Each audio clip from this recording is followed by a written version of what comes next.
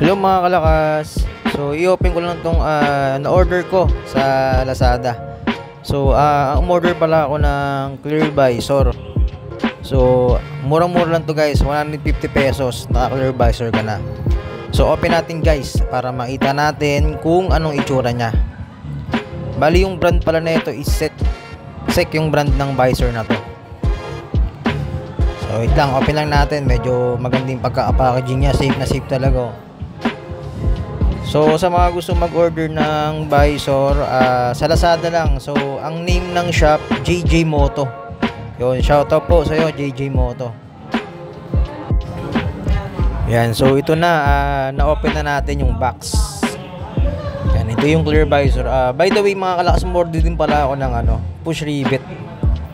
So yung kasi mang bearings ko, nawalan siya ng push rivet.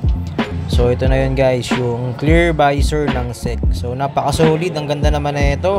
Murang-mura, 150 pesos. Naka clear visor ka na pang-pogi para sa mga Aerox natin, mga kalakas. So yun, maganda yung pagkakabalot niya, safe na safe, walang gasgas. Napaka-solid. Thank you for watching.